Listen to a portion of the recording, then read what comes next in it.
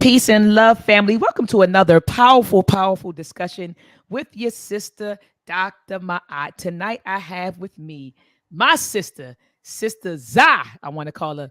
Is it Zai or did I butcher it already? It's all good. Zakia. I Zakia want to call her Sarjabar.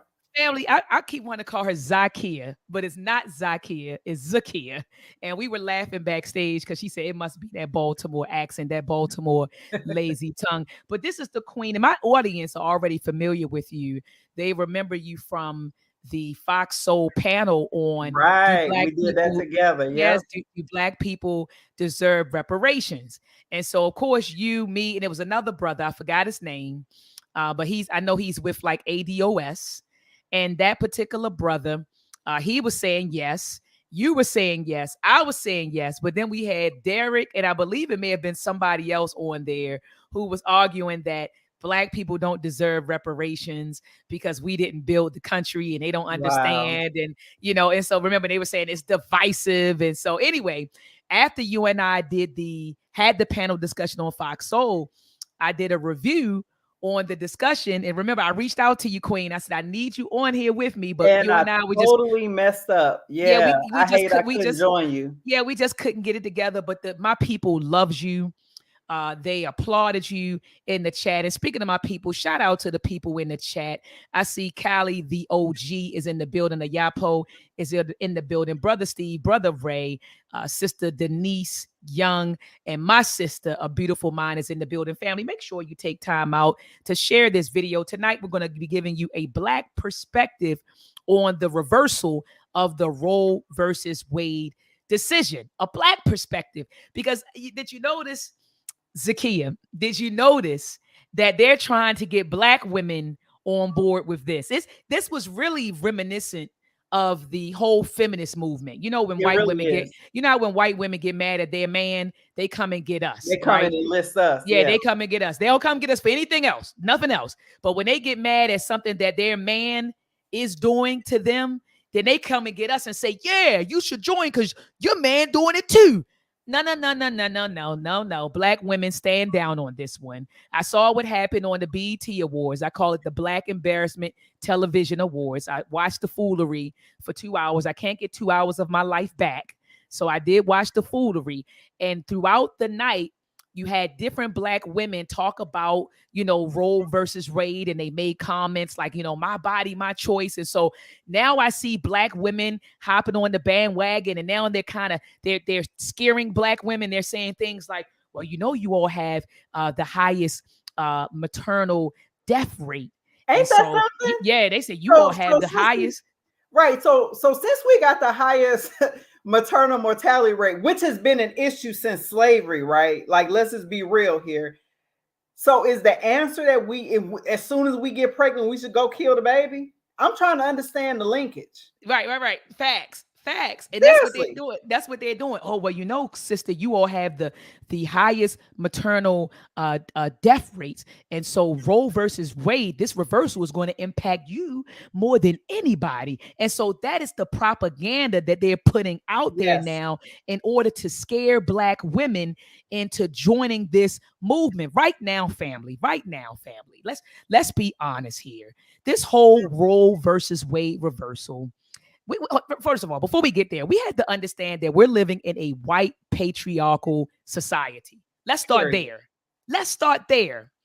And so when decisions are being made, it isn't for the benefit of all of us, right? No, it's It's never about us. it's never about us. It's when these things happen.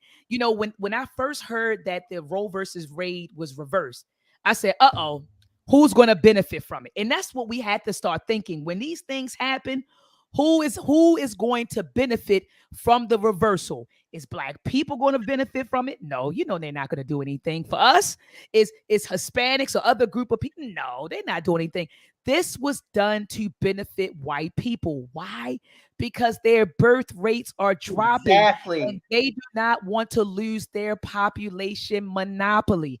That's what this is about, family. I believe, and I will show you the clip from Jane Elliott, and she said this a few years ago Well, yeah, that the white birth dearth. That book was written in 1987 by a speak white on it, Jewish Queen. guy. Speak on it, But Queen. see, here's the thing too. His name is Ben Wattenberg, and he and the reason I actually knew about this man from Dr. Amos Wilson. A lot of people are posting Jane Elliott, but Dr. Amos Wilson was talking about this back in the late 80s, early 90s. See, he used to read white people like to understand where they were He coming sure, from. yes, he did.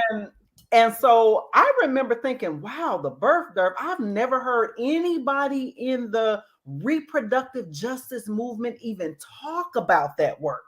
The other piece, and I wanted to just do a little history lesson tonight, because what I have been finding from posting on my Facebook page is that you got a lot of people that sort of caught up in the culture and what they're seeing on the news, the cute little cliches, my body, my choice, you know what I mean? Women's rights, you know what I mean? Women this.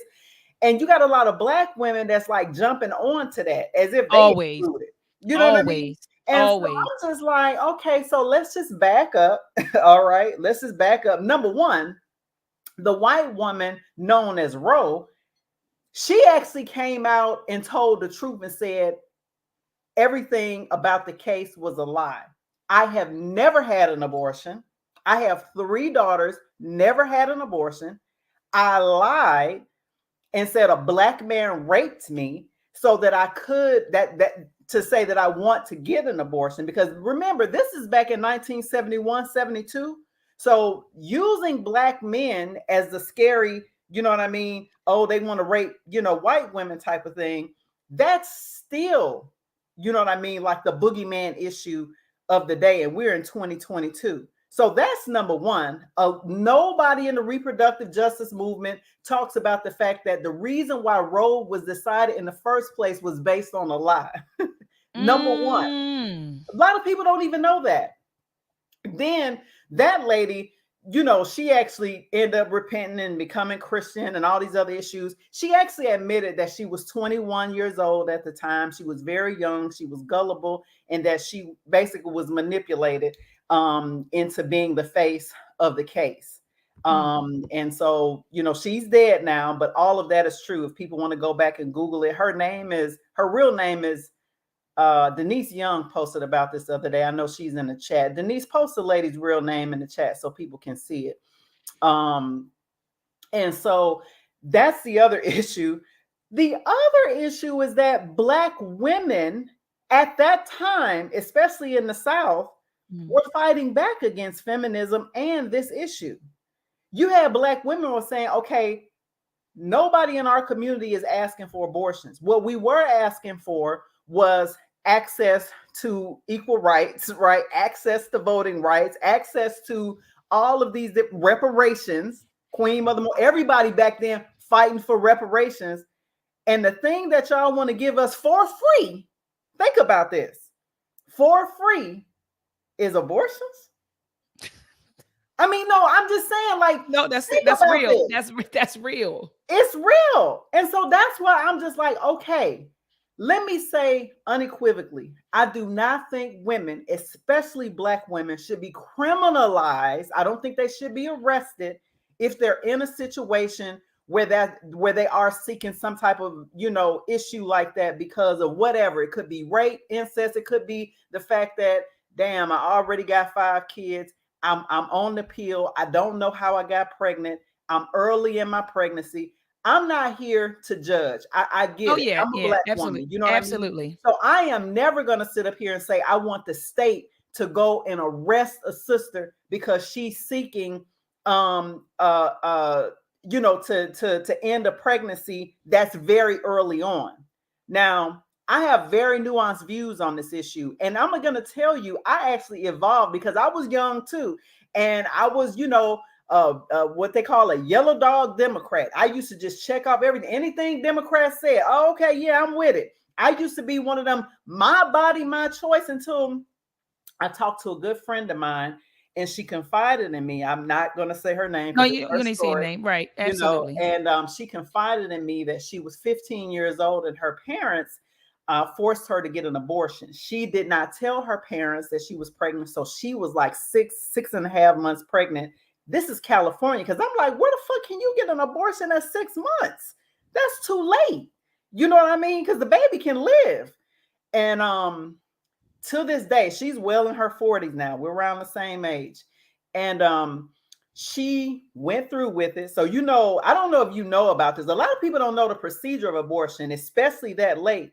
It's really sick. It's murder at that point. You know what I mean? Because she had to go through like a 2-step process. Yeah, I'm gonna try not to just because it's really sick. I don't see how anybody could just be like, yeah, let's kill the baby all the way up to 9 months. Because there's people out there that really believe that shit. In fact, in California, they It's passed. okay. You got it. I don't want YouTube to take the video Oh, down. okay, So I sorry. just, Yeah. About cussing, yeah. So no, there's people that actually believe that. You know what I mean? And so this was back. This anyway, this was years ago. But in California, you can get an abortion all the way up until almost the baby ready to be born, which I think is nuts. So they went through the process. Her baby ended up coming out alive. She witnessed the doctor literally take the baby, still breathing, and throw it in the trash. So to this day, she still has nightmares and just trauma related to that experience. And people have said, like when I tell that story, well, it wasn't her choice. She didn't want to get, her parents were wrong and blah, that's different. And I'm just like, yeah, it's a little different. But at the same time, I still don't see how y'all think it's cool to actually that late in a pregnancy to think that that's okay to do something like that. To me, I think that late in the pregnancy, which is called the second trimester, where most children, especially now with all this advanced medical care, you got babies that can live at 5 months. You know what I mean? Granted, they have to be in an incubator and everything like that, but the way she described that, I was like, I thought that was crazy. I said, the baby was still breathing. She said, yeah, the baby was alive. And they just threw it in the trash. Yeah, I don't believe in those, late term abortions at That's all. I not don't believe in women using abortions as a form of from birth a birth control. control. I don't believe in that, Let me Yeah, just go get a birth, go get an abortion because you decided to have unprotected sex and got pregnant. I don't believe in that. right. But I do believe that there are some special circumstances, Same. if you were raped, you were molested, something something along those Something, lines. yeah. But Or yeah. like I said, or we know that people get pregnant on birth control. Like you could have been taking all the precautions and still get pregnant, and you might be like, well, okay, well, I already got 5 kids. I mean, like I know there's certain extenuating circumstances. I do not, because some of these states, that's why I'm trying to be balanced here. Some of these states are criminalizing women who are trying to get abortions for those type of reasons. And I would never agree with that, because that's really a prison industrial complex for Black women. And I'm never gonna, think that that's okay. Well, but I you do do think you there needs to be some balance. Go well ahead. you do know a stat just came out recently, that Black women are the growing prison population. So Yeah, so Black women are becoming the yeah. growing, we have the highest rate, I believe, in the growing prison population, And something along so those that lines. Absolutely. absolutely. And so we have to be concerned about that. And I think, this is a time for us, I believe, as a Black community, to really get back to our own morals and values, and not to be quote unquote of this world. And I don't subscribe to any, you know, um, formal religion or anything like that. So I'm not being religious. I'm just saying that there are No. certain things that we should have structure, we should have balance in our lives. Like there should just be certain structure, right? Basic morality, I think is what makes sense for us in our community.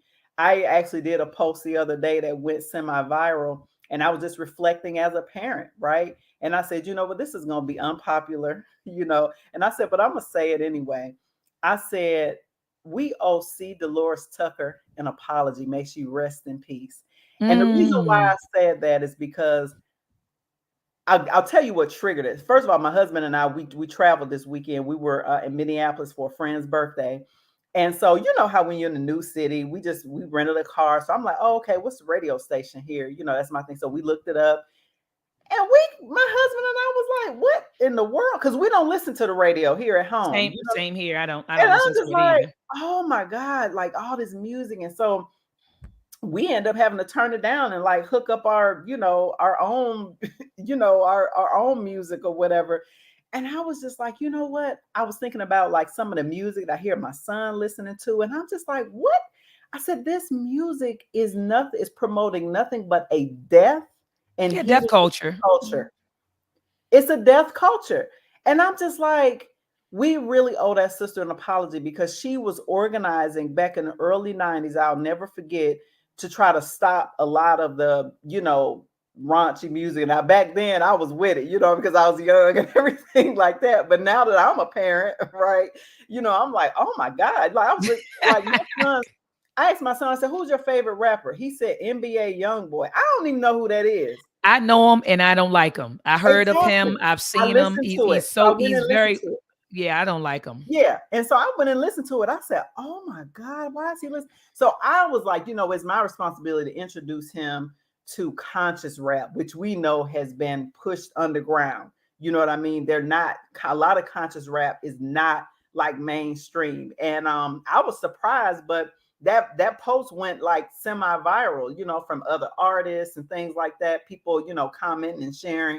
But I thought it was going to be unpopular because a lot of times, people want to defend mess in our community. Have you noticed that? Like, people want to Absolutely. defend the indefensible. To me, Absolutely. No, absolutely. They do, but it goes back to what you were saying, getting back to us. getting Our back to ancestors would talk about returning, Sankofa. yes, Sankofa. So returning back to self. Because right now, what we really are is Negropeans. A oh lot of us, Lord, we you have tell black the truth, skin, we have melanated skin, black right, skin, but we think and we behave like Europeans and European people, you see the product of that. yeah, It's a lot of black people suffering from mental illness as a result of slavery, all of the trauma that we've gone through. So you have the right, slavery, you have the Jim Crow, we have the Black Power movement, civil rights movement, the drug epidemic, the war on drugs, mass right, incarceration. So we have all of this trauma. So you look around in the black community, you say, well, mental illness is prevalent in the black community. Well, no, duh. Look at given what we've gone through, most right, of us are out of our minds. I remember right. a few months ago, I brought on, and back in March, I brought on Lonnie Cress Wilson, Mama Lonnie Cress Wilson, Lauren Cress Wilson, the sister of Dr. Francis Cress Wilson. And Beautiful. she said probably 99% of us in America, talking about us, she said, are out of our mind, Hmm. being given the history, that we've experienced in this country.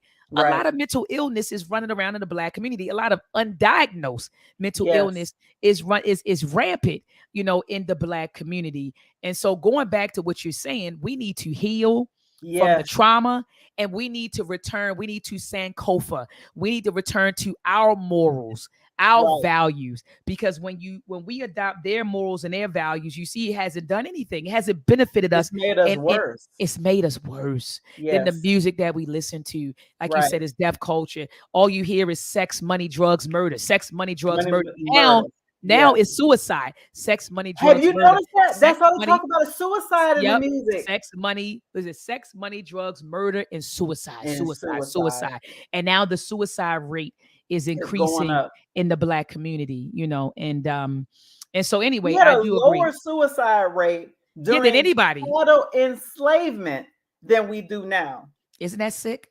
That is sick. There's been a serious reversal, and I connected to, and I know you know my brother Omar Wale as well. I connected to that we are now 4 or 5 generations removed from our native African values.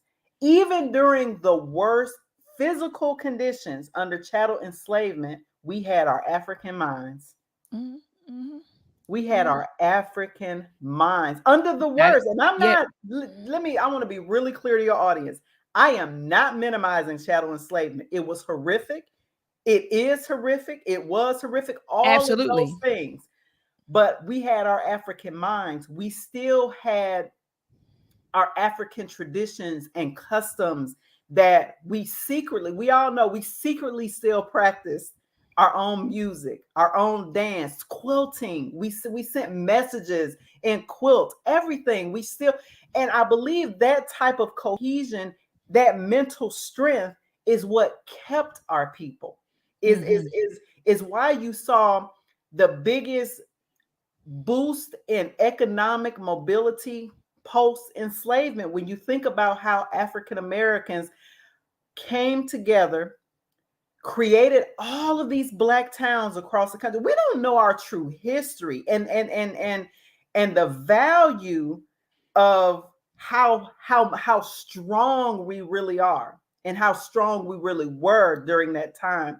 I have been observing us over the last several years, and mentally, honestly, I think we are probably at our worst, to be honest with you. When I think about ideologically and the assault the academy has had on our people, we don't talk about that enough to me. When I think Mm-hmm. about the warrior scholars like Dr. Francis Cress Welsing, right? Like Yes, Dr. yes, John Henrik Clark, like yes, Dr. Amos Wilson, right? yes, You know, yes. like, oh man, so many of our warrior scholars, Dr. Ben, you know what I mean? So many of our warrior scholars. And I think about like they went through their institutions, but they turned around and gave white supremacy hell Come on. inside of their Yes, yes, institutions. Do they you did. understand me? Yes, they did. These Yes, scholars they today did. ain't doing that. They done lost their African minds. They white folks up here. A lot of today's scholars, outside of like Absolutely. maybe Dr. Tommy Curry and a few, and literally And a look, few others. and outside of myself, because I'm at Morgan State And University you too, right? That's what I'm saying. Very few. teaching engineering from an African The centered center perspective. perspective. So my And students so, know. Mhm. absolutely, absolutely. And so, you know, that's why I said, yeah, there's still a few of our warrior scholars that's inside of that academy that's still able to make an impact. But I'm thinking about like my timeline, like in terms of social media. I have a lot of Black academics, you know, Mhm. who are at different universities across the country. Oh, Not and another just person I want to HBCUs. acknowledge too. Shout out to Dr. Tareem Wright, the sister who Yes, wrote yes, Booker that T. sister as well. She's in the academy doing it, giving them I've hell as had her well. on my channel as well. Yes, Yeah, yes. I've So interviewed shout out. her. Yeah, I've had her on talking about Africana womanism and Dr.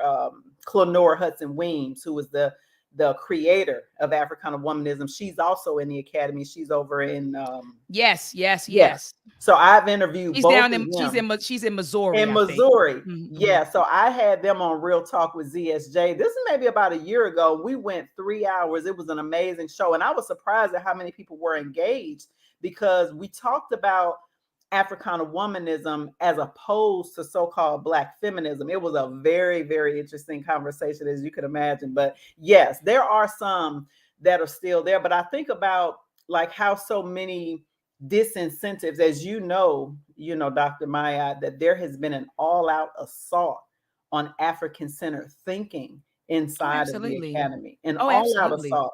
We know what happened with Dr. Francis Cress Welsing at Howard. We know what happened to Absolutely. Dr. Nathan and Julia Hare at Howard. You know what I mean? So there's so many things that we look at, and this was back in the 90s where I say where there was sort of the last sort of heyday and rise of a true sort of like Black nationalist, Black power type of energy that was at the university. Remember how Dr. Khaled would be on university campuses back in He the came he came exactly. He's been everywhere. Dr. 90s? Khalid everywhere. Dr. Khalid Everywhere. Muhammad was everywhere. He You see was him, everywhere. he at Kent College, he's at Kent, yep, Howard, he's yep, down at yep. Morgan, he's down, yes, he used to stay He on college was campuses. everywhere. Think about that today. I mean, today, he wouldn't even be allowed on anybody's campus. If you think about it, like there used to be at least some openness because there was a close knit Black student union who would request those type of people.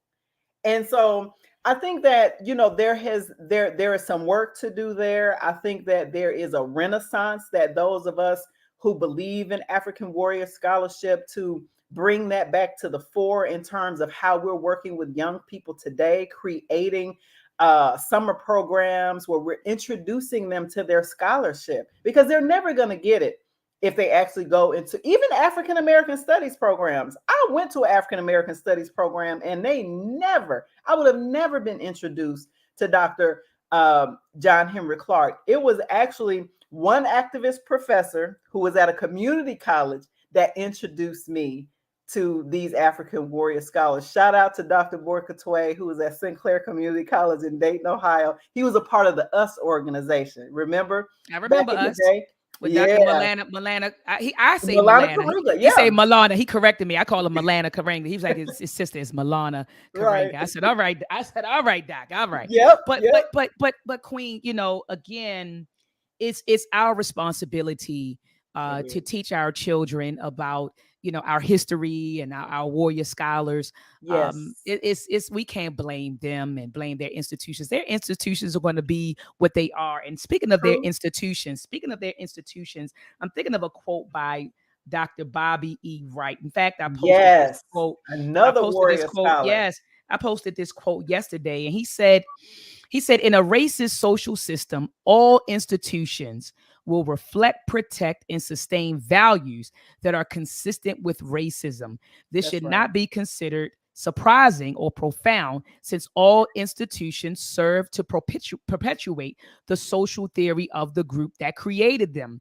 Therefore, any social system created by whites, the institutions will reflect racism. And that's what Dr. Bobby E. Wright said. So when our kids come out of the K through 12 system and they don't know anything about themselves, right? Don't know anything about our history. They're not equipped with any type of skills. They can't think critically. They can't produce anything. Are we really surprised? Right. No, we can't be. Their system, these institutions are set up to serve their needs and to advance their interests. So going back to Roe versus Wade, when that decision was reversed, I saw a bunch of women. Oh, it's an attack on women. It's men they've been trying to make this a gender thing. It's an attack on women. Men are trying to control our bodies. There it is. Specifically. They and that's want why I white said women to have babies. I started to say this earlier. Absolutely. But the birthers, go ahead. Mm-hmm. No, what I want to say is this. When it first happened, a lot of people jumped on this whole thing about men, patriarchy. They're trying to control our bodies. When I heard about the reversal, and I'm just saying this for the 74,000 people who just came in the building, because I said this at the beginning of the discussion. When I heard about the reversal, the first thing I thought about is, who is this reversal intended to benefit? And it's intended to benefit white people, because white people want to maintain their population monopoly. That's what this thing is about. And it's about white men controlling the bodies of white women. Now, by default, it's going to impact us, right? Other women, sure. Yeah, by default, it's going to impact other women. But the intent behind the reversal is to control the bodies of white women in order to maintain the population monopoly. We have to understand that white women's wombs are the vessels of racism and white supremacy. I want to say that again. We have to understand that white women's wombs are the vessel, right, of racism and white supremacy. And so to maintain that, they had to keep on having babies. Right. And so, hold up, one more thing before I pass it to you. No, that's right. This is reminiscent also, Queen. And shout out to Dr. Jacqueline Badalore, who wrote the book Birth of a White Nation. In that book, she talked about how, those miscegenation laws back then, where they were preventing white women from marrying black men specifically. All of that was because they were trying to control the bodies of white women. So this stuff isn't new that we're seeing. It's not new. But go ahead, Queen. No, you're absolutely right. The only thing I was going to point out was in the book, The Birth Dearth, that was written in 1987 by that man who has advised presidents and everything. And it was, very racist what he was saying in there. His name is Ben Wattenberg. It was written in 1987. And he talks about the 3 ways to increase the white population. And I don't know if people know this, because see, we don't Americans are pretty ignorant when it comes to geopolitics, meaning global politics, meaning what's happening in other countries, particularly other Western nations. I don't believe many of us know that in most Western European nations, abortion is illegal. Okay. Say In it, sis. fact, in fact, and Israel as well. Check my facts. You ain't got to believe me, but just check it.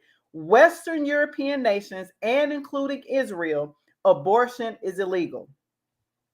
On top of that, in many Western European nations, because this was also pointed out in the birth dirt, they pay women to have babies. They pay these white women to have babies. They get a whole, in Germany, you get a full year off, paid, 12 months, maternity leave, women, I think it's like paid. that in Italy as well. I want to say Yes, it's like that's what that in I Italy mean. as well. Western European nations. Yeah.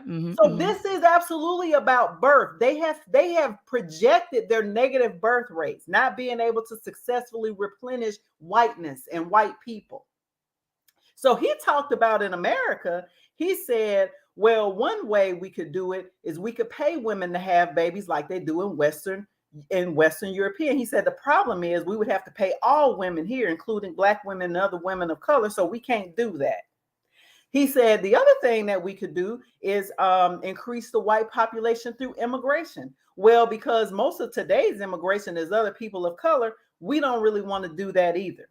So what we're going to have to do is look at abortion, because 60% of the fetuses, now this is 1987, 60% of the fetuses that are aborted every year are white. And so they have been fighting this abortion battle for decades. This is something that they have been fighting, and this is all about white women. It's in that book. And I think you mentioned earlier that somebody been sharing that clip with Jane Elliott, basically saying the same thing, that this is about controlling white women's reproduction, and that they don't really care whether Black women continue to have abortions. Like look at the companies that are coming out. Look at the other rich white people coming out. Oh, we'll pay for y'all to go get an abortion. We'll pay for you to, Planned travel. Parenthood. All these Yeah, companies. Did you absolutely. see that? Absolutely. So they're gonna make sure we still get abortions. You know what I mean?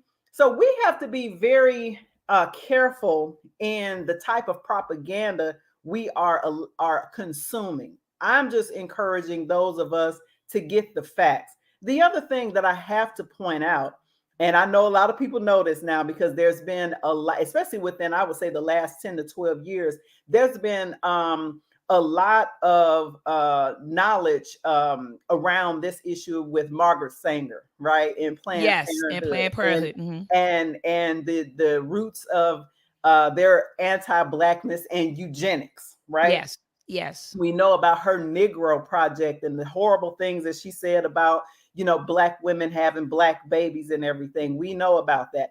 I remember, and this was maybe about 7 or 8 years ago, the left was trying to say that those were lies.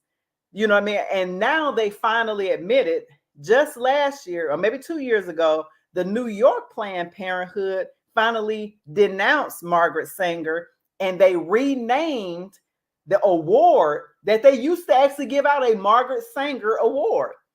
So y'all can go and look that up. I believe that article was in the New York Times. They finally denounced her after initially saying, oh, the right wing, they're just lying about that. She didn't really say all of that until people was like, okay, this has been published in reputable sources. Like we know what she What I said. mean? Right. Yeah. And Absolutely. I don't know if people remember this, but I think one of the first places that really started politicizing the community around it, like it got out widely, was that documentary. Do you remember that documentary? It was called, I believe, My Alpha 21. Did you ever watch that? Yes, I watched I have it. I had it on DVD. Yeah. But yeah, the My Alpha 21. The My Alpha 21. That was like my first time. My mouth was open. I was like, oh, I didn't know none of this.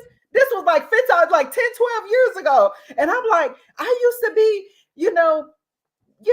yes, abortion on demand. So I was like, oh, wait a minute. This is some trickery history. Like they targeted Black women to get rid of our babies. Yeah, and not only did they target us to get rid of our babies. Remember, the doctors used to, when we would go in and say, hey, I'm having some trouble down there, get a hysterectomy. They would take our whole uterus out. Fannie Lou Hamer was sterilized. Yeah, Took out her absolutely. whole uterus. Yep, yep, Who yep. never had any children. Yep, Fannie Lou Hamer, and that happened to a lot of A sisters who lot of went in. sisters. Yep, In yep. fact, I actually interviewed a woman. She is still fighting with the state of North Carolina to this day. Shout out to Elaine Riddick. She lives down in Atlanta now. But I interviewed her on my channel over on Real Talk with ZSJ, and she talked about the horrific experience that she had in the state of North Carolina. Keep in mind, these laws were still on the books well into the 70s, some in the 80s.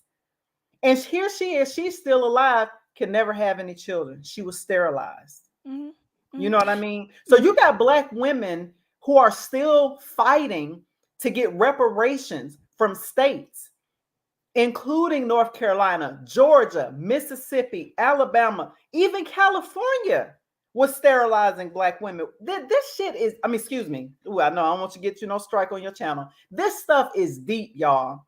And that's all I'm saying is that we have got to move past the slogans that we're seeing and the propaganda that we're seeing, particularly from the left, and really look at it from our perspective.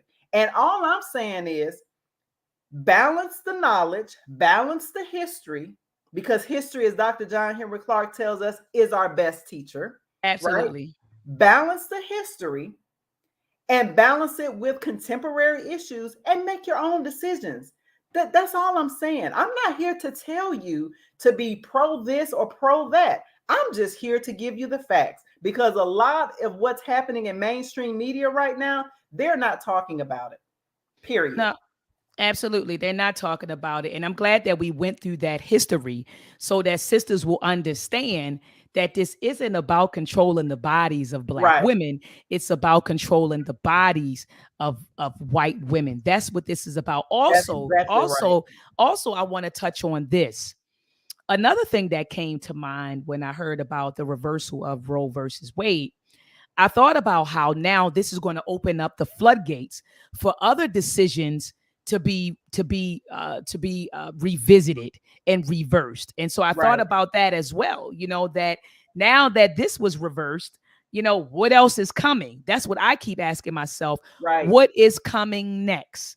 Because they reversed the decision. We should be preparing. Absolutely. Because it said they reversed the decision based on it was something about the right to abort wasn't there before due process or something along those lines. I have to go back and look at it again.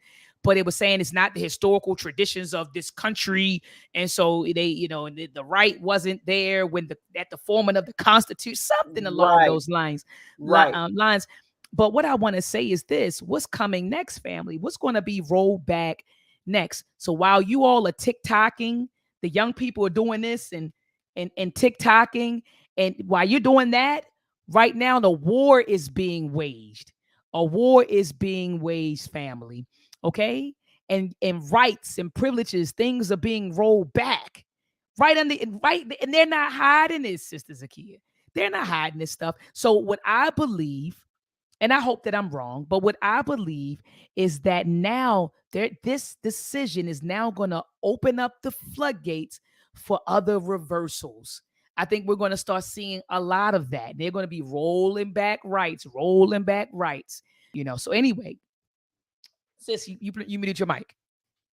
No, I'm agreeing with you. You're absolutely right. And I think that we have a window of opportunity, particularly from the Black community's perspective, to make sure that, you know, we are doing the best that we can to prepare ourselves and prepare our community. If we see that there is the leaning of this court to start repealing things that have been on the books for 50, however long, then I think that is up to us to be prudent, to be smart, to do the best that we can, to be prepared as best we can, right? For what's coming down the pike. Now, I will say that there's been some articles. In fact, one senator, a sitting senator, John Cornyn from the state of Texas, y'all can go and look this up if he hasn't deleted the tweet. I'm sure there's screenshots out there. After the Roe decision was made, he retweeted and said, now do Plessy versus Ferguson and Brown versus Board. Did you see that? I saw that. I heard about it. And shout Yeah, out to Sister CK. She just mentioned it in the yeah, chat. That and the yeah. Plessy versus Ferguson, that was the whole separate but equal ruling, right? Or Right. something along those lines. And Brown And versus as Board of far as Education Brown, dealt with desegregation. Uh-huh. that yeah, and Brown dealt with these, particularly in education. Now, I Right. work in education professionally. They've been chipping away at Brown since they passed it. Let's just be honest about it. The schools are actually more segregated today than they were back then. You Mm. know, so that issue, they don't really even have to repeal it, to be honest with you, because they found other ways. These people are very, very strategic. They have found other Very, ways, very. very strategic. So how they segregate schools now is really through zip code. Because what they do is, and you know this, we both, live in Maryland. So they put black people in certain zip codes.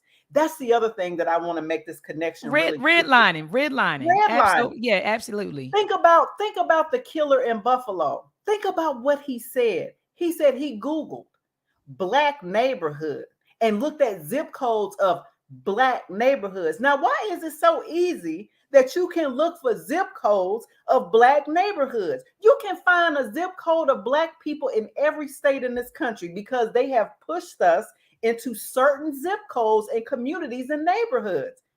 And I remember I was interviewed by the media locally here in the DMV about that, and I brought that up. I said, but why is that a choice? Why can't he get online and Google a black neighborhood? Because we're still redlined, we're still pushed into certain neighborhoods, and that's a proxy for race. Absolutely.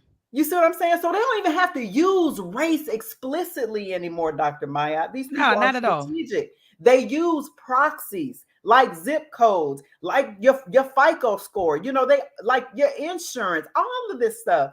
They use proxies. And so that's why I think that it's really critical for us to start, I'm of the do for self piece, because I think that we can collectively, and again, it's about our mindset. I think that today's black Americans are actually the richest black Americans in the world. That's a fact. In terms of black people in America, we have the most wealth than any other group of black people in the world. That's some power that we don't necessarily take advantage of, that I think that we are in a position that we could. You know what I mean? I think that there are things that we could be doing, again, collectively, if we had the collective mindset like we did coming out of enslavement. And I think that now, back then, we didn't have the money, but had the mindset. Now we got the money and ain't got the mindset. It's interesting, Mm-hmm. Mm-hmm. Mm-hmm. I'm sitting over here. Shout out to brother Kevin C. He said Brown versus Board of Education in 1954 overturned the Plessy versus Plessy. Mm-hmm. Ferguson, which was in 1896. Brown eradicated the separate but equal doctrine. Thank you so much for clearing that up, brother Kevin C. Sister Zakia, your camera went out. You okay? All right. I don't know what happened, but her camera cut off. And so maybe someone's calling, or maybe, I don't know. Sis, are you there? She may be dropping off, family. She may be dropping off. So let me just start reading some comments since she didn't dropped off. Yep, she dropped off, family. And it says device is not connected. So she'll hop back on, family. Peace to everyone who's in the building. Thank you so much for joining this discussion. So I have with me my sister Zakia. She and I, we were on the Fox Soul panel together a couple of months ago, and we were discussing whether or not Black people are owed reparations. There, she's back now. She's back.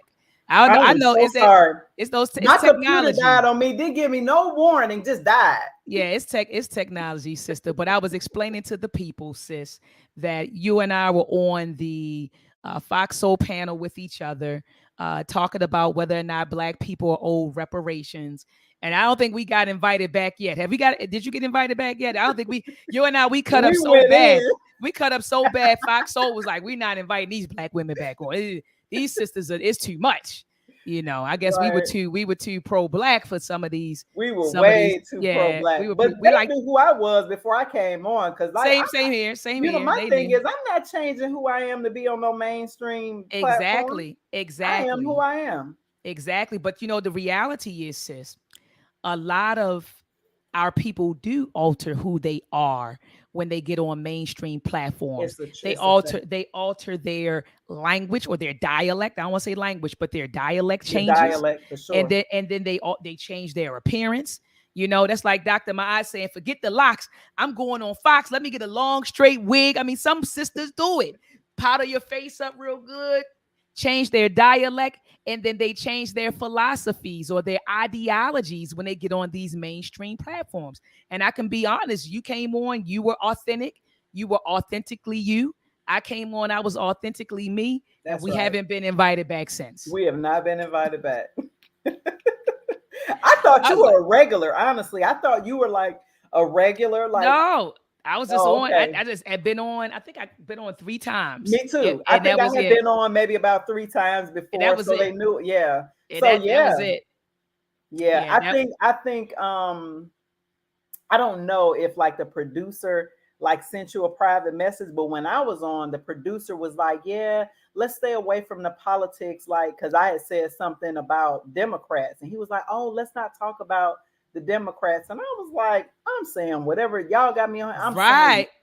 So I Right. don't know. Did the producer send you a side message? No, I didn't get a side I message. did. I didn't. So they sent you a side like, let's stay away from politics. No, we Let's ain't stay stay. away. Let's You're not don't. going to Yeah, don't invite me on talk no. about that You're not going to invite me on a platform and then dictate what I and say out dictate my what I mouth. say. No, Mm-mm. we're not doing that. And We're to not me, doing that. and I'm not here to like, really like piss on their platform because I know they're trying to do some things, but it goes to show you that mainstream media is very much scripted, y'all. It is very scripted. They tell you basically what to say, like they groom you, like basically it's scripted. It just is what it is. You are not getting authenticity. And I think that most of the American people have realized that Oh, because absolutely. because now you see like their ratings have dropped. You know what I mean? That's why you saw, and I don't listen to this guy, but that's why you saw so much heat coming for Joe Rogan because actually Joe Rogan has a higher viewership than all of the mainstream platforms combined. That's why they really went after him. You know what I mean? And he's a white guy or Right. whatever, but he has a huge platform.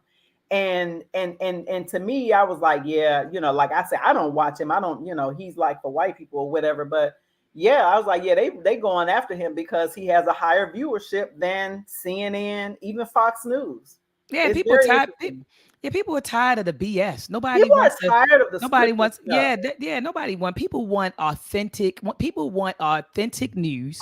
You know, Authenticity. Yeah, authenticity. Yeah, yeah. So authentic news and authentic conversations, real conversations, like you said, unscripted. Unscripted. That's what people want. And so that's why a lot of people now, they don't even cut on the TV to watch these people. They listen to YouTubers. That's right. They listening to YouTube. They listening to you. Like those of us in our community, And they you, listening to absolutely. you. They listening to Brother Omawale. They listening to people who are going to tell them the truth. People who, are not like beholden to some white platform and that they getting paid to lie to the people. You know what I'm saying? So Absolutely. yeah, and I'm glad your platform exists. I'm glad Omawale's platform exists. I try to do the same thing over on my channel. Just give the Absolutely. people the truth and unscripted. And so I'm so glad that you're hosting this conversation tonight because Black women who don't believe in that, you know what I mean, who don't believe, fully in, how the mainstream media is categorizing this Roe versus Wade reversal, they can come here and listen to a more nuanced approach and listen to it from a Black perspective. Absolutely. That's what I think is important is that, there are Black women who are very knowledgeable about these issues. We know how white folks are strategic. We know how they use propaganda. We know how they leverage us in their fights against each other. And I think that it's important for us not to allow ourselves to be used in that way. Absolutely. Absolutely. And I'm glad that you said not to be used in In that that way, way. because Exactly. they always, the white women always come get us when they want numbers. And then when they get their numbers, Sister Zakia, they abandon us quick. Throw us under the bus Exactly. quick. But when they need our numbers, they're coming saying, see, our body, our choice. The men are trying to control us. No, sis.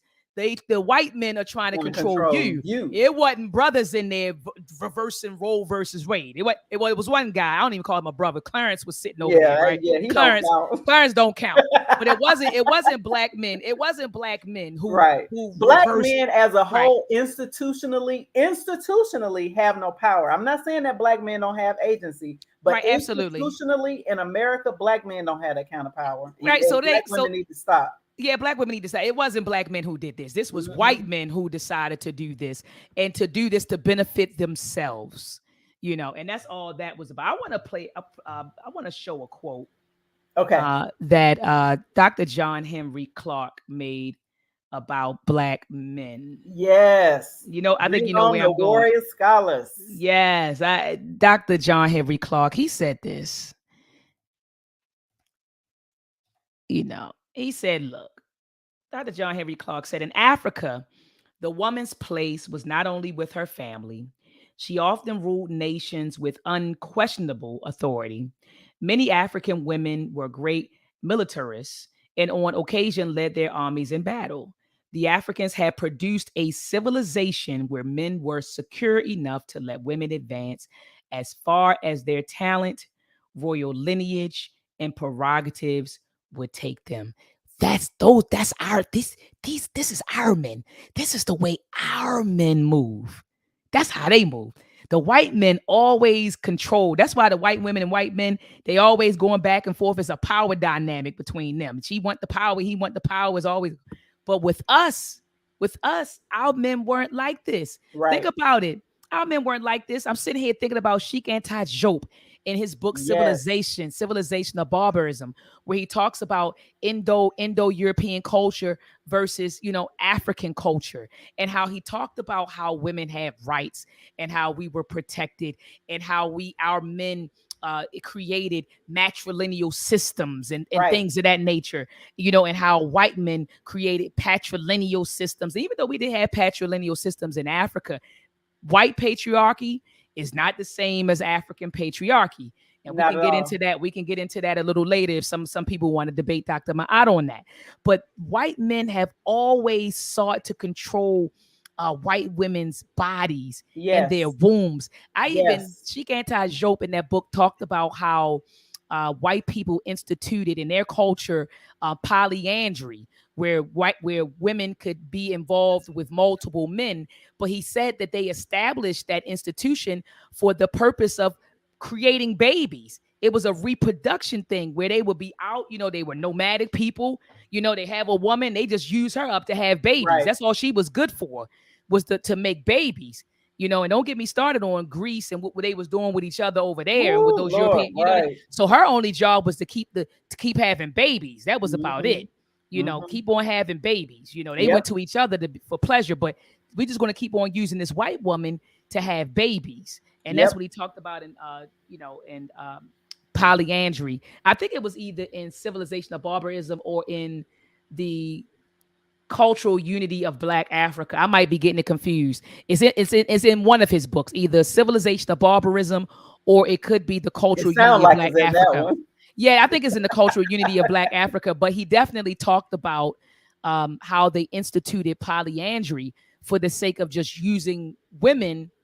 Multiple men might use the same woman to pump out some babies for them, and so that's where the whole institution of polyandry came from. So he argued that in his book. But anyway, I just wanted to share the words of Yes. of Dr. Very John important Henry quote. Clark to let him know that Very that's the way. important. This is the way our men moved. This stuff that you see, this stuff that we're experiencing now is European patriarchy. And this is when I want to control the body. I want to control this. I want to dictate. That's that stuff. And so this isn't what our men are doing. Our men didn't reverse Roe versus Wade. Not This at is the all. doing. This is the doing of white men to control the bodies of white white women. women. Black women stand down. Black women stand down. And Quado said, "Thank you, thank you, thank you, thank you, Baba." Baba said it's in Jope's cultural unity of Black Yeah, Africa. Thank you. yeah, I love when the Babas are in the building because they yes. make sure, yeah, they'll back you up and let you Wow, know. whoa, that's my brother right there. Yes, yes, yes, yes, yes. So thank you so much. Thank you so much. So Queen, we got 105,000 people in the building. Is there any other thing you wanted to discuss regarding Roe versus Wade? Well, I think again, this is an opportunity for Black folks to come together. We need to get clear on how we're going to respond in this with this issue, because I do think that there is going to be some serious repercussions, particularly in states that want to criminalize women who seek to go to other states if they are in need of those type of services. Now, I do think that it's going to be more difficult for women, as you mentioned earlier, for those women who just use abortion as a form of birth control. I think that now we're going to have to go back to the basics in terms of being sexually responsible, right? There are a ton of options out there in terms of birth control. And I think, again, just being sexually responsible is not about, what they call it, respectability politics, which uh, anyway, I think that there is some responsibility that needs to be taken, since that option is not going to be as easy, because it's literally going to cost more in terms of having to travel to other states who have, abortion on demand. That's going to cost. I know that there's a few states, Maryland is one of them, where even a 14-year-old can go get an abortion without her parents' knowledge. And I found Mm, that out from a friend about a year ago. I was like, the parents don't know? They do an abortion on a 14-year-old without her parents? mm, That's Maryland law when mm, it comes to that. And I don't agree with that. I do think that the parents should know, a 14-year-old. So mm, there's going to be states like Maryland and California where it's just abortion on demand, anytime, any place, however you want to. But I don't think that that should be the prerogative of Black women. We haven't talked about one issue, and I do want to drop this before we wrap up because I know you only have an hour tonight. Um, this is a very serious issue. And I don't know if you saw, there was a video going around of some old white men. They were billionaires. It was two of them sitting at a table in a restaurant with several Black women, telling them that they had the best genes, the best DNA in the world comes from an African woman. And he said, and we want some of that.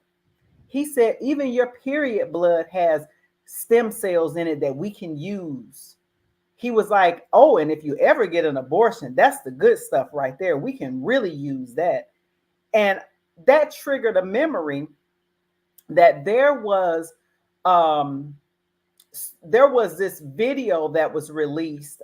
This was several years ago that exposed, remember, that exposed some of the Planned Parenthood clinics who were using the aborted fetuses for stem cells and stem cell research. So not only are sisters going in here getting abortions, many times they're paying for them, but mm, you have the system basically doing the same thing that they did to Henrietta Lacks. They're using these stem cells to mm, actually help white people live longer. Now, mm. again, people can go and look into that for themselves. That actually has been an expose out there that talks about that. Now, of course, mainstream media came out and was like, well, that's not what really happened. So now you do have some propaganda out there like, oh, this is just the right wing, making up stuff. So yeah. Oh, somebody did say, they said it's a documentary. Okay. So yeah, I remember seeing that was out a couple of That's, years ago. I So told you that's one of yeah, the Babas. That's OG yes, Gorilla. That's a he Baba said right that's a there. documentary. And Uh-huh. so y'all know what I'm talking about. So that's what I love about this family. I love your people, girl. These people know what's going on. You know what I I mean? love So, I love them too. I love they all of know what's them. going on. I'm not And talking to they people who don't know. Yeah, and shout out to all of you in the chat and Shout everyone out under to the sound y'all. of my voice. I'm eternally grateful to each and every one of you. They're very supportive. I just went live, and like I said, we got over 116,000 people watching, That's and a lot of people. They support. You know, whenever I go live, they support. Are you just And on YouTube or are you on a couple of different platforms? I'm on YouTube and also on my Facebook personal page and my Awesome. Facebook public page. And so I'm Awesome. streaming from three platforms From right three now. platforms. All right. But I love my supporters. I hit the button, they come on in, and we Yes. have very engaging discussions because they're in the chat room and I'm looking at the chat and talking Yep. to you and trying to manage. But I love it. But yeah, they know. And then the elders are in the building, the Yes. babas are in the building, the That's mamas right. are in the building. And so that's what I love about my audience. Yes. And we love you too. Yeah. Yeah. Ashe, Definitely. Ashe, I say for sure. Ashe. No, so that was the other thing that I wanted to add is that this thing is it's so much more complex than the current mainstream narrative is. Especially that stem cell piece. That's a big piece. Not only are white people trying to survive, y'all, and they will use anything to try to survive, including our DNA. They basically doing the same thing they did to Sister Henrietta Lacks. We But know that Black women's DNA is powerful. They've been doing that. But sis, look, and people thought Dr. Frances Cress Welsing was crazy. Come on, Remember when come she on, talked about how white people feared genetic annihilation, and people was like, come "Oh, on. she's crazy." She crazy. That sounds far Now out. she's been vindicated. Yes, she has. She has been vindicated 100 times over. Period. She really Yes, she has. has. She talked about this. When did she write that book? In the 80s? Yeah, I think that was like the 80s. Was it? Yeah, it was in the 80s. The first edition, Yeah, the right? first edition. I think you're right. Yeah, One of the elders would have to tell me. I want right. to say it may be late 70s if It someone might could have been tell you me in a right. I think you're yeah, right. Late I think it may 70s. have been like late 70s because I Right. remember in one part where she talked about the effeminization of black Of men. Black men. She mentioned platform shoes and Yep. drift shirts, and that And what did some you of the see at the styles. BET Awards last night? Come on. At the Black Embarrassment Television Awards. That's what I call BET. The Black Embarrassment Television Awards. And Queen, let's go there for the last maybe 15, 20 minutes. Okay. When I watched it for about two I and a actually half didn't watch hours. it, just so you Let me know. tell I you, just no, no, seen pictures. no, I watched it. I watched it because I was like, okay, Diddy's getting ready to get, the Lifetime Achievement Award. I knew my era would be on there. Little Kim looked horrible. Oh, She that Lil made me Kim, sad. The Little pictures I've Kim, been seeing, Lil Kim, you that could is, tell that oh this man, sister suffers she has some mutilated yet herself. oh it's sad. So it's sad what she did. 1982. Your Thank you. people, 1982. Okay, brother Rob said ISIS paper published in 1982. So you 1982. were Thank you, correct. Brother Rob. And also Sister Amina, she said Yep. 1982 as Thank you, well. Sister Amina. But that sister Little Kim has some serious psychological Serious. issues going on. Her nose is skinny. When you look at how she looked in the 90s She was versus how she beautiful. beautiful black Beautiful woman. sister. Now she looks terrible. She came out, she came out, her verse was already playing before the I guess the escalator or elevator pushed her up or something, and she came out, wrong, right? And because her verse was already playing, maybe 10 15 seconds, and Puffy had to kind of go over to her and tell her, yo, and bring her back on. And then her hips were like this wide, her butt looked crazy. It's like you said, she's literally She mutilated mutilated herself. herself. She mutilated herself. Then you had Lizzo on there, with her crew. And all I saw, she brought on, the big girls. They came out doing their thing. Then it was the big wannabe girls. They came out. So you see these black men dancing and falling all over the place. Then you had Billy Porter. He performed, and brought out the old big girls, the old girls. He brought them out. They falling out. And I mean, when I say it was one mess, it was a hot mess. Then you had some new artist named Blue. And I was talking to my students about this today. I had went in and I said, have you all heard of this artist named Blue? And I've never heard of him. my students were like, yeah, yeah, yeah. I'd never heard of him either. But they were like, yeah. I said, well, look, Blue can't read. He got on there, butchered the day. He's up there trying to read the teleprompter or whatever, right? And so he's fumbling over the words, and somebody yelled out in the audience something to him, and he turned around and said, I can read, and then got back on the mic. But what they were asking him to read was like on a fourth grade level. I have to be honest. It wasn't nothing. It wasn't like he was reading, a college novel or something. Like he was really reading on a fourth grade level and could not read. He was fumbling over things. It was just, I was so embarrassed looking at the BET Awards. I don't even know what to do with myself. It was just an embarrassment. Just looking all around, just a total embarrassment. And I was like, damn, how far have we? Look at this. Look at what we show the world. I remember it was Professor Griff who came on my platform a year ago, and he said they take the lowest essence of our culture and give it the most publicity. And I'm like, damn, dag it if he didn't lie. Like That's they a take fact. he said they take the lowest essence of our Yes. culture and give it maximum exposure. You get what I'm saying? And that's what they do. I'm looking at the girl Lotto. She got up there and yeah, all right, I all don't right, even know all who right, that is. all right. And some of my students were like, "Oh, Doc, I like Lotto," and I'm like, "Why?"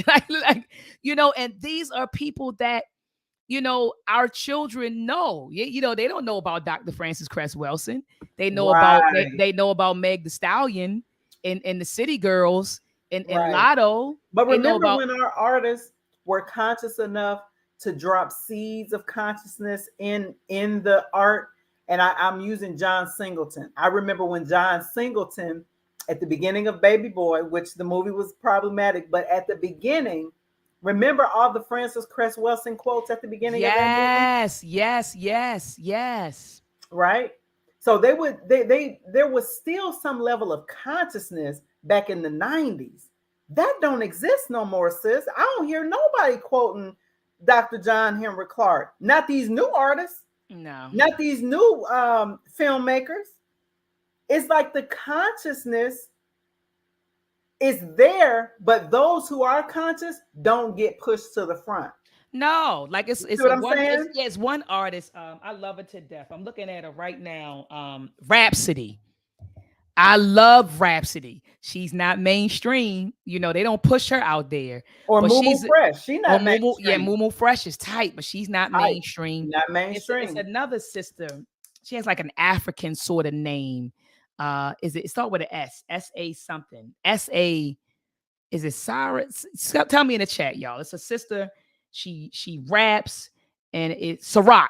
That's who it is. Ciroc. Oh yeah, So you have, Ciroc. so you got, Yeah, you she's said good. Rhapsody, you have Ciroc, you have Mumu Fresh, but they don't push those women out there. They push they push whore culture. That's what they promote.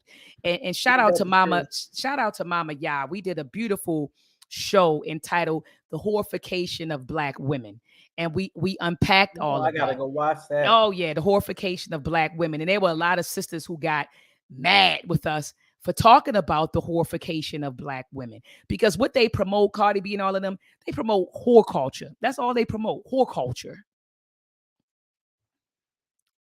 Oh yeah, that's right, brother Quadwell. He said both the academy and the media industry waged war on African-centered consciousness in the early '80s. People like Cornel West, Bell Hooks, and Henry Louis Gates helped them. Sure did. There was an all-out war Mm. against African-centered consciousness. He is absolutely right.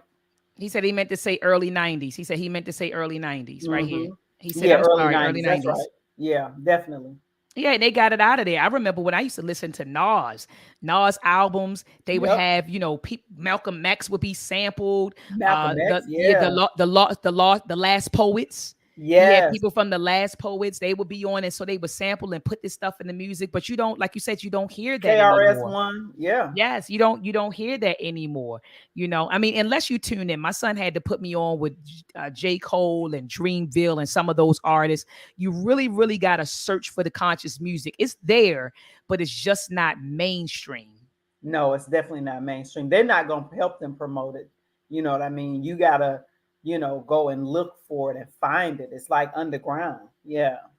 Absolutely. So can't get my 2 hours back. I did watch it, and I watched some of this stuff because I'm teaching middle school students and my college Right. students, and I know what they're watching, and I like to go in there and be You need to relatable. be yeah, that's I right. like to You need go to in be there and say, knowledgeable so about I it. was able to go in there and say, did you watch it? And of course they were like, yeah, I watched it. And I also, did you see da da da da da? And yeah, I saw that. And then now we have a conversation on, hey, that's not beauty. Hey, make sure Right. that you don't. I talked about little Kim, that's not beauty. You don't need butt injections. I actually had, oh my goodness, sis. I don't know if you can see the picture. I planned on posting this tomorrow, Mm-hmm. but I can show you on my cell phone. These Mm-hmm. are all my girls right here. I don't know if you can I can kind see of see them. him. You can kind Yeah. of see them. All of my girls. And so we talked today about beauty and how you're fine. You're fine just the way you are. You're beautiful just the way you are. You don't need to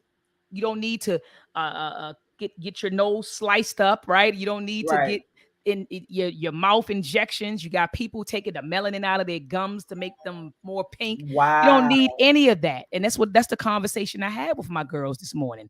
You don't need any of that to be beautiful. You're beautiful just the way you are. And let me say something before we close out. For My sure. girls, each morning we have what we call a morning huddle where we pour into each other. So we may list like five I'm still here, IMs. sis. Let me go get the door for my son. Be right back. Okay, go ahead. So I'll continue to speak to the audience. And so, family, we have like a morning huddle. Every morning we have a huddle where we pour into each other. We may do I ams. So I am strong, I am beautiful, I am whatever, right? So it's these different prompts that they have to respond to. And so this morning, it really broke my heart that several of my girls expressed that that they've been teased because they were dark skinned, teased because they were light skinned. They've been called the N word, by other white kids. And so Wow. these are middle school girls who are sharing these things with me. And so it broke my heart. And I was telling them, of course, I'm like, you're not a nigger, you're not this. And I'm talking to them and and talking to them about, you're not this, you're not that, and your skin is beautiful, your melanated skin. We come in all shades. And so I'm pouring into them, Right. just affirming their beautiful hair. One girl, she has locks like me, and she talked about how she got teased when she first started her locks. And Wow. so these are issues that our little girls are having. And I want to do a show.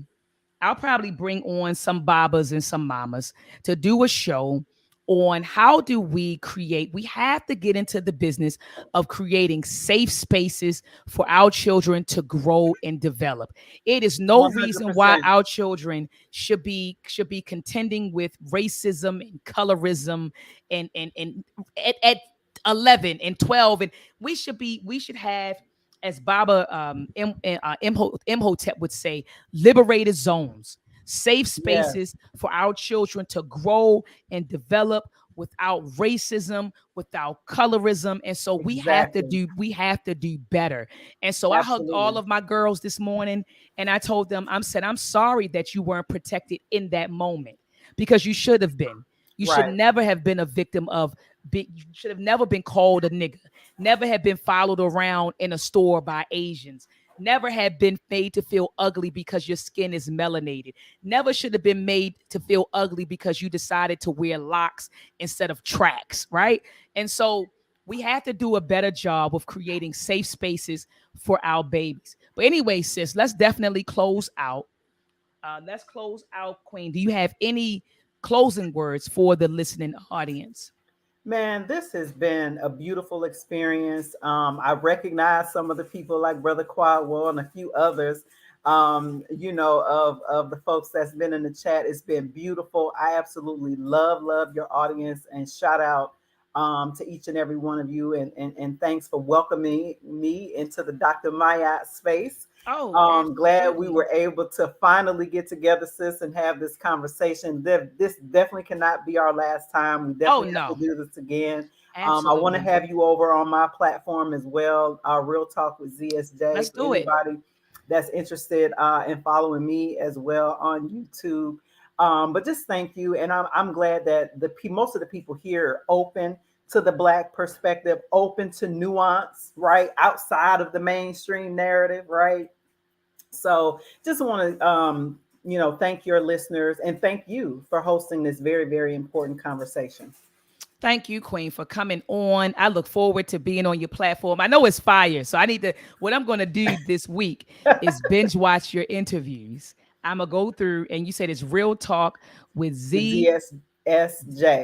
ZSJ. So Real Talk with ZSJ. So I'm gonna go right to YouTube. So family, please head on over to Real Talk with ZSJ and subscribe to her YouTube channel. Hit the notification bell so when she goes live, you are notified. And what I'm gonna do is go back through and binge watch interviews because you're a powerful sister. And there were some people in here that said they recognize who you are, and they said, "Oh, they said two of my favorite YouTubers finally." And I said, "Okay, so Sister Zakia got some pull out here in these YouTube streets." So Sister Amina said, "I am now a subscriber, Sister All right. ZSJ." So thank you so much, family. And so people said, so Brother Rob said, "Sister, can you post your information, please?" So let me type it in the chat. Yeah. Real Talk with ZSJ. Yep. And So this is her will. YouTube channel, family. Yeah. This is her YouTube channel, family. Real Talk with ZSJ. And I'm going to make sure that I subscribe and also go over and binge watch your videos. But I knew you were a powerful sister when we talked during the panel discussion. I said, okay, this is a like-minded sister. And then you said, well, I'm from Maryland. I live in Maryland. I said, oh, okay. Yes. Okay. So this sister is from my neck of the woods. Yes. So yeah, definitely. So someone said, great talk, Queens. Opel Ivy said, going over there now, her channel and subscribe. Thank you, so family. And Sister Thank Love, you, family. Thank Sister you, Love sis. Me Fro, Sister Love Me Fro. She said, yes, I got subscribed. That's a sister from over in the UK. So we All got right. some UK people in the building. So peace to my UK Awesome. family. Baba Kerman, he said, and this is one of my Babas too. He said, strength and honor to all great informative broadcasts. Ashe. Yes. All right, family. So I'll be going live again probably either tomorrow or the day after to talk about who is qualified. And this Sister Marcia said she subscribed, but I'm going to go live either tomorrow or Thursday to talk about who is qualified to teach our community, because everybody with a mic on social media, I don't care if they have 5 million subscribers, we have to vet people who come before us we and have claim to be an expert in the particular field. We have to vet them. And so what I see happening in our community, Sister Zakia, is that there's a lot of misinformation and disinformation circulating in our community because we're listening to people who aren't qualified to teach. They just aren't qualified. Ooh, ain't that the truth? Yeah, they aren't qualified. And so a video went viral of me making a statement that in order to be certified, you must be verified by someone who is qualified. And a lot of charlatans and sheep got upset with me when I made that statement. And so there was a page called Cultural Connection. They put the clip out there and it went viral. And then Voices of Our Ancestors, shout out to the young guy Chase, who has almost 300,000 subscribers on his IG page. Amazing. He posted the video. And so a lot of the sheep and charlatans were under the comments upset with your girl, Dr. Maat. And so what I did was I took the clip and then I put it on my page and I said, I'm sticking 10 toes down. I'm staying 10 toes down on what I said. And in the caption, I put, I said what I said. We have to vet our people. We have to vet people who are coming before us with information, even vet me. So I'm not even saying that I'm exempt, right? Well, that's why you heard me. That's why when I was talking tonight, I was like, please go and look for the research yourself. Go and check this out yourself. And oftentimes I would see people say, oh, yeah, no, I've seen that video. No, I saw that documentary. So most of everything that I said tonight, people were already aware of. Absolutely. So, yeah, absolutely. Well, I got to run, sis. Definitely. Let's do it again. I'm looking forward to it. And wishing everybody peace and blessings. Have a good night, everybody. All right. Peace and love, family. We out of here. Peace and love.